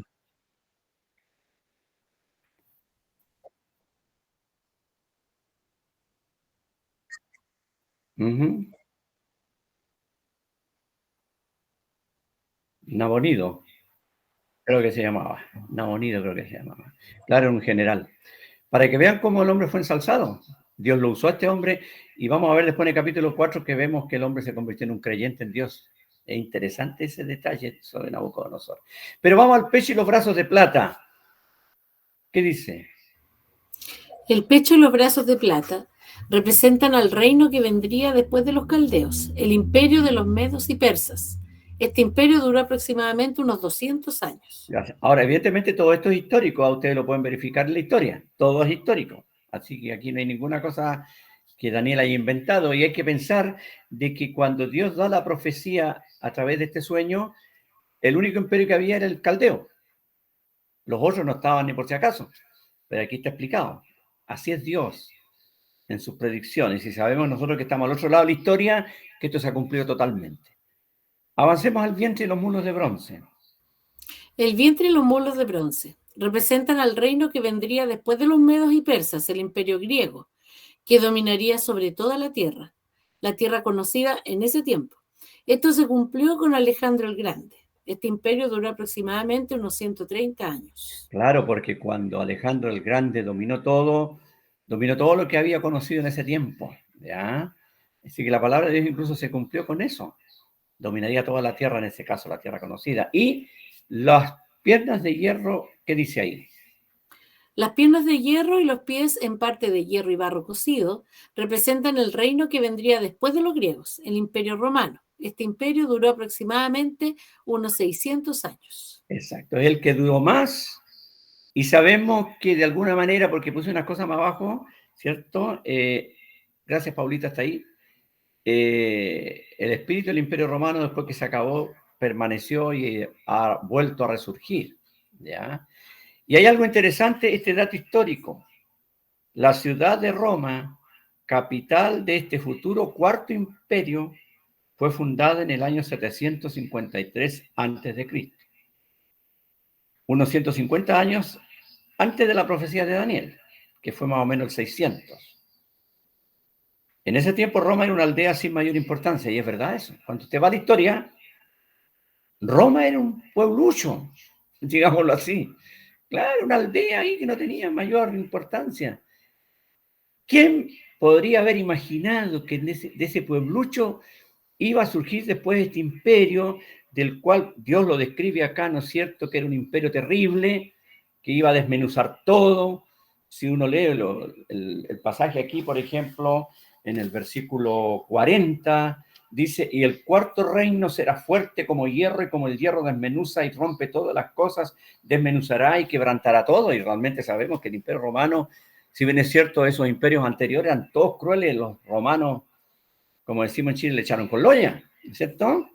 Un imperio cruel, terrible, que duró más o menos 600 años, y todo eso se cumplió. Como digo, ¿quién iba a imaginar que de esa aldea, de ese pueblucho que se llamaba Roma, iba a surgir este imperio? ¿Ya? Un imperio terriblemente cruel, ¿ya? Ahora, la idea del reino dividido, como dice ahí barro y hierro, algunos piensan en este hecho de que el imperio romano después se dividió en el imperio oriental y occidental. No sé, hay algunos que no les gusta la historia, pero eso es histórico. El imperio, la parte, digamos, occidental, estaba Roma como capital. La parte oriental era, ¿quién se acuerda? Yo no estaba ahí, pero sé. Constantinopla. Constantinopla. Exactamente, claro, Constantinopla. Algunos piensan que se debe a eso, que habla de hierro y el barro cocido, pero evidentemente la interpretación, como dice, interpretación va más allá, porque el pasaje dice que la mezcla de hierro y barro cocido no es sólida, ni contundente, ni nada, y se habla de alianzas humanas, ¿ya? Alianzas humanas, distintas formas de gobierno que han tratado de unirse, ¿verdad? Y es interesante aquí en el versículo 41 y 42 que esta mezcla, ¿dónde estaba en la imagen? Los pies. En los pies. Exacto. Que hay que pensar de que los pies tendrían que haber sido la parte más sólida para poder sostener toda la imagen. Y sin embargo, en los pies, en los dedos de los pies, ¿verdad?, estaba esa mezcla frágil del hierro y el barro cocido, y dice acá, se van a mezclar por medio de alianzas humanas, pero no se unirán el uno con el otro como el hierro no se mezcla con el barro. Y después en el 44 dice que los días de esos reyes, en el tiempo de los dedos de los pies, iba a ser cuando va a levantarse el reino que no sería jamás destruido, que sabemos a qué reino se refiere. Di, Harold. Harold.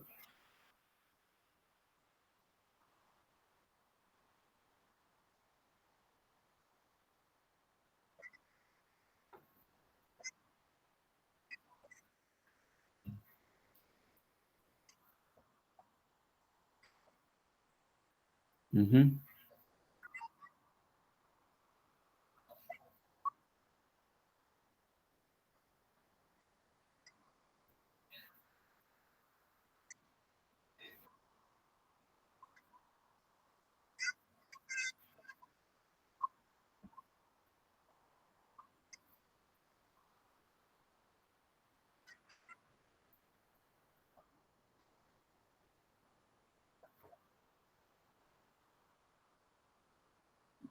Uh-huh.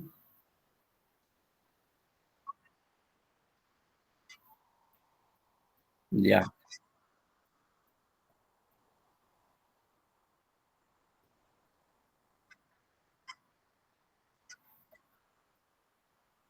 Uh-huh.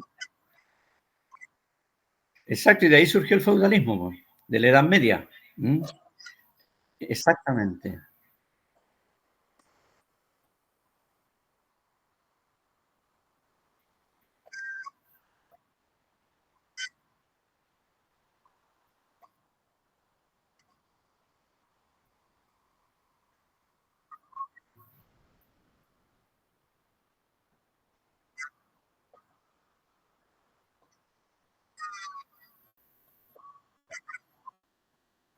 Exacto. Y por esa razón, qué bueno que nos contaste esa parte porque es bueno saberla. En la última parte, en la página 12, que es lo que vamos a leer para terminar ahora, ya, porque ya son las 10:30 de la noche, pero hemos estado bien motivados con el tema. ¿Qué leemos ahí, querida sobrina? El Imperio Romano terminó su existencia en el año 476 después de Cristo. Sin embargo, el espíritu de ese reino continuó presente en Europa, ya que a comienzos del siglo VII surgió finalmente el papado romano, que llegó a tener una influencia muy grande en Europa durante varios siglos. Posteriormente, en el siglo XX, surge la Comunidad Económica Europea, conocida actualmente como Unión Europea, organización que para los mejores comentaristas bíblicos es el antiguo Imperio Romano reavivado. Pero nunca, ni hasta el día de hoy, han logrado una completa unidad, así como el barro no se mezcla con el hierro. Díganos. ¿Sigo? Sí, hasta el final. La parte más importante y preciosa de la interpretación está en los versículos 44 y 45. Allí leemos que aquella piedra cortada, no con mano, golpea los pies de la imagen en los días en que pretenden estar unidos. La imagen completa es totalmente deshecha, desmenuzada y de ella no queda absolutamente nada. Esto significa que los reinos del mundo desaparecerán completamente. En contraste, la piedra se convierte en un gran monte que llena toda la tierra. Será un reino que el Dios del cielo levantará y que no será jamás destruido y que permanecerá para siempre. ¿Y qué decimos los creyentes? Aleluya, ¿cierto? Claro, porque eso va a pasar pronto. Qué sueño más interesante, ¿verdad? Y lo que mencionaba Nicolás tiene relación con lo que yo escribí acá. El Imperio Romano se acabó el 476 después de Cristo, eso es histórico, en esa fecha, pero el espíritu de ese imperio permaneció hasta el día de hoy. Ya se ha reavivado en el siglo XX cuando surgió la Comunidad Económica Europea, que ahora se conoce como Unión Europea, ¿verdad? Ya. Y hubo tiempos cuando el imperio, digamos Roma, como capital, por eso le llaman la ciudad eterna, tenía una importancia enorme. Era el Papa el que ponía y quitaba a los reyes. Lean la historia de la Edad Media, en aquella época de los reyes, ¿ya? El Papa tenía una influencia muy grande. El Papa llegó a ser un gobernante más del mundo, hasta el día de hoy lo es, ¿ya? Es un gobernante más de la tierra, un gobernante humano. No es ni por si acaso el representante de Cristo en la tierra, para nada. Entonces, ¿qué pasa? De que nunca, digamos, por así decirlo, murió el Imperio Romano, quedó metido ahí, entre medio, en esos feudos de los que nos hablaba Nicolás y en todas las cuestiones que fueron pasando, en los estados que se fueron formando, en el Sacro Imperio Romano que inventó, ¿no es cierto?, Carlomagno, y así una pila de cosas más. Y surge después la idea de la Comunidad Económica Europea, que ahora se conoce como la Unión Europea. Hermanos amados, estamos viviendo, para que nos ubiquemos en la imagen, ¿en qué parte de la imagen estamos viviendo nosotros? En los pies. Los En pies. los pies, exactamente. Y es en los días de estos reyes, dice ahí, y fíjese que Dios no le da más detalles a Nabucodonosor, ¿ya? Solamente le dice, los días de estos reyes, ¿ah? Va a surgir el imperio nuevo, el reino nuevo, y de lo anterior no va a quedar absolutamente nada. Y este imperio nuevo va a llenar toda la tierra. Y sabemos que ese reino, que no será jamás destruido, que está puesto ahí en esos últimos versículos que estuvimos mirando, es el reino del Señor Jesucristo, el verdadero Rey de reyes y Señor de señores. Y amados hermanos, ese Rey de reyes y Señor de señores es nuestro Señor y Salvador. ¿Qué le parece? Esta imagen y su interpretación, en vez de asustarnos, nos tiene que decir, tenemos la mayor esperanza, ya viene el reino grande, el reino que no será jamás destruido y en el cual, por la gracia de Dios, todos los creyentes en Cristo vamos a estar presentes. ¿Se acuerdan lo que hablábamos en Apocalipsis? Vamos a estar presentes. Algo que comentar, que decir, mientras nuestra querida secretaria tecnológica saca los apuntes para poder vernos y poder saber quién es quién aquí. A ver, pregunta, comentario, algo que decir, algo que no estén de acuerdo. El Sebastián está de acuerdo porque está mirando ahí, ¿ven? Ustedes pueden ver a Sebastián. No veo a mi hermano Eric, parece que no se pudo conectar. Bueno, lamentablemente, pero estamos la gran mayoría. ¿Algo que decir algún hermano antes de orar? ¿O no? Yo quería aprovechar de comentar algo. Al contrario de irme para adelante, me voy para atrás.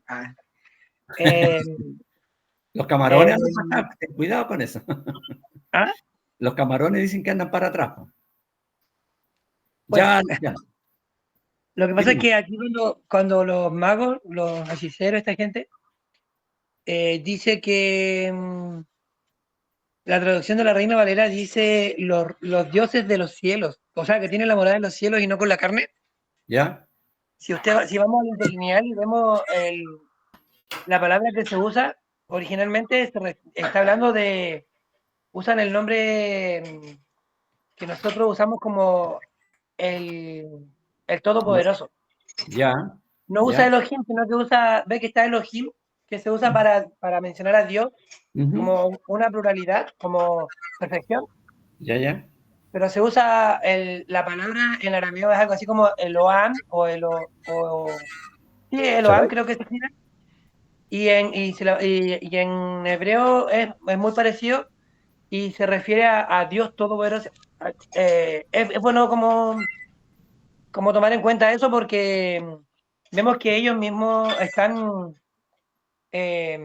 confesando que hay un Dios que es todopoderoso, que vive en el cielo, porque sabemos que a diferencia de los dioses paganos, al menos de ese tiempo, eran figuras esculpidas en la tierra, no era algo que ellos podían ver. En cambio, aquí está hablando de el Dios todopoderoso que no habita, que no tiene su morada con la carne. Ya. Si vamos al interlineal, dice el Dios todopoderoso, se refiere a un Dios. La traducción dice el Dios. Qué buena la explicación, ya que Jan tiene el interlineal, yo no lo tengo, pero qué bueno que lo tiene, ¿no es cierto? Porque eso ayuda para la comprensión, ¿verdad?, de lo que estamos viendo. Pero a mí se me ocurre, no sé, personalmente, que hoy día quedamos contentos todos, ¿no? Claro que sí, pues ¿cómo no vamos a estar contentos, hermano? Ese es nuestro Dios, pues. El Dios de Daniel, el Dios nuestro. Y que en el caso de Daniel, como yo les dije, no era el padre espiritual de Daniel, porque los judíos no tenían ese concepto en el Antiguo Testamento. Pero es tu padre y es mi padre, de cada uno de nosotros. ¿Ya? Estamos viviendo los dedos de la imagen. En cualquier momento el Señor nos lleva y se va a cumplir esta profecía. Así que creo que el Señor nos ha bendecido, nos fortalece y nos ha desafiado, ¿cierto?, a tener esas reuniones de oración que yo les dije. Interesante. Ay, qué lindo ver a los jóvenes, me gusta ver sus nombres aquí, ¿no es cierto? Benjamín, Valentina, Kiara, Tiare, Matías, Pablo, bueno, Nicolás también es joven, Paula, ¿cierto? Jan va un poquito más arriba, Jan, ¿cierto? Medio joven nomás, Carlos igual, Cristian igual, mi sobrina también, media joven nomás. Y Susi joven todavía, media joven. Consuelo ya, y bueno, el hermano Harold, Julie. Bueno, pero me alegra mucho ver a los jóvenes. Yo los desafío, jóvenes. Daniel es un ejemplo formidable. No nos olvidemos nunca, cuando el día que vuelvan a leer este capítulo, Daniel tenía 18, 19 años, no tenía más. Valiente, decidido. Y él con sus amigos, 4 muchachos de 18, 19 años, orando al Señor. Así que, comamos completo, juegan a la pelota, pero también oren. Es un ejemplo. Angélica levantó la mano. ¿Qué va a decir? Sí, yo un último comentario. Darle gracias al Señor por este estudio, porque es tan diferente, tío, el leer esto cuando uno no tiene al Señor en el corazón y leerlo ahora. Exacto. Porque ahora tiene un 100% de sentido. Porque, como dice usted, es imposible que una persona que lo lea por cultura general, por decirlo de alguna forma, pueda entender el valor de lo que significa esta profecía. Claro. El sentido que tiene para nosotros que somos hijos de Dios, el cumplimiento de la promesa, el saber que nuestro Señor no falla, a una persona que lo lee y que lo puede entender, bien, listo, pero no más allá. Entonces, es tan edificante, es tan maravilloso el entenderlo ahora, sí. Y me Me imagino que tú alguna vez lo leíste antes. Sí, Claro, por eso lo sí. digo. Yo sé Una por qué lo estás diferencia. diciendo. Lo leíste y era cualquier cosa. Pero claro, al mirarlo así con calma, y por eso que yo les decía, no solamente el tema del sueño, que claro, igual que el sueño, hay un montón de cosas que pudimos aprender hoy día, ¿cierto? Acerca de Daniel y sus amigos y del gran Dios todopoderoso que tenemos. ¿Ah? Es algo maravilloso que tenemos que pensar, sobre todo en este tiempo que pareciera que en este tiempo como que las fuerzas del mal están atacando cada vez más, parece que van ganando, parece que van a ganar, no van a ganar. Hermanos amados, las fuerzas del mal no van a ganar. ¿Te vayan? Y es que Cevita no da más de sueño y está muy... No, que la corte el Seba, ¿qué tenemos que No, hacer? Ya, chao, Jan, es vamos que ahora a la lo escucha materia. hablar usted y él no se duerme si lo escucha. Ah, ya, muy bien, muy bien, muy bien. Le conoce la voz con eso. Ah, qué bien. Que estén bien. Chao, Harold, chao. chao. Harold iba a decir algo.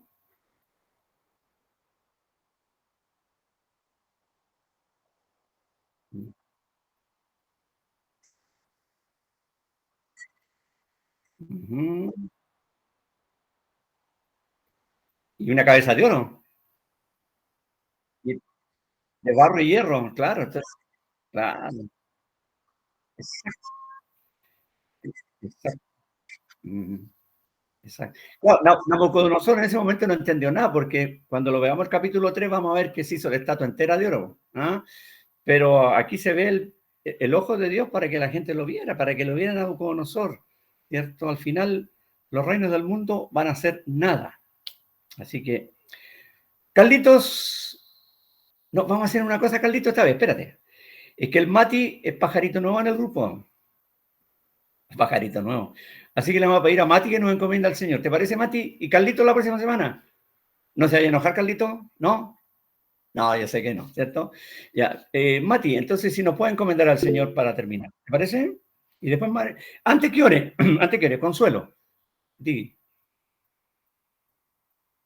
No, ahí. Hermano Nelson, bueno, pienso que al final, sin quererlo, se me vino este pensamiento a la cabeza, que después de todo, lo malo que vemos de Nabucodonosor, él tuvo una cualidad humana que es la humildad de reconocer a Dios. Y con cuánta tristeza nosotros podemos ver nuestros seres queridos que muchas veces ellos no quieren reconocer. Y no tan solo nuestros seres queridos, la humanidad en general no quiere reconocer a nuestro Señor como el único Dios verdadero, viendo todas las señales que ha hecho durante toda nuestra existencia como ser humano. Entonces, eso Claro. también para mí me hace mirarme a mí, yo creo que a cada uno, ¿no? Que en todo reconozcamos al Señor en nuestra vida y que vamos como la estatua al revés, o sea, partimos del barro, de la inmundicia, del pecado, Llegar pero al que oro. vamos creciendo cada día más, como decía el apóstol Pablo, ¿no es cierto?, hasta llegar a la madurez, al hombre perfecto, enteramente preparado. Que el Señor nos ayude, porque nos falta mucho, pero que el Señor pueda también trabajar en nosotros a través de este estudio. También le doy gracias al Señor por poder estar aquí Y sabe, a escuchando y propósito aprendiendo. de lo que dijiste, Consuelo, Nabucodonosor, No. al final del capítulo 2, ahora, él se arrodilló delante de Daniel, ¿ya? Después en el capítulo 3 siguió con la soberbia. Ahí lo vamos a ver pronto. Y en el capítulo 4 fue cuando ya él reconoció a Dios. ¿Ah? Es interesante el proceso en la vida de Nabucodonosor. Así que yo creo que Nabucodonosor murió siendo un creyente y va a estar en el reino como invitado a la fiesta de las bodas del Cordero. ¿Se acuerda de lo que hablamos? Así que, bueno. Ya, Matías, por favor, nos encomienda al Señor. ¿Ok? Ya. Padre Celestial, Señor, te queremos dar gracias primeramente porque nos permite vivir un día más aprendiendo de tu palabra. Como decía mi hermano al principio, Señor, te damos gracias por nuestro hermano Nelson, que sabemos que tú lo estás utilizando de instrumentos para explicarnos todas estas cosas que quizás no entendamos al 100%, pero tú eres bueno y utilizas a nuestro hermano para que pueda también edificarnos, Señor, a través de tu palabra. Y te damos gracias porque a través de todas estas experiencias de Daniel, Señor, podemos ver que tú eres soberano. Y te pedimos, Padre, que podamos ser fieles a tu palabra, fieles a ti, Señor, que a pesar de todas estas persecuciones, Señor, que enfrentó Daniel, podamos aprender, Señor, y aplicarlos a nuestras vidas también personales, porque sabemos que en el día a día también pasamos por tantas pruebas, tentaciones, y te pedimos, Señor, que al igual que Daniel, Señor, nos mantengamos firmes. Te damos gracias, Señor, por todos nuestros hermanos que estuvieron presentes y también por aquellos que no pudieron estar, para que también les bendiga, Señor, y les protejas. Dejamos todo en tus manos, en el nombre del Señor Jesús. Amén. Amén. Bien, muchas gracias. Y capítulo 3 y 4 la próxima semana.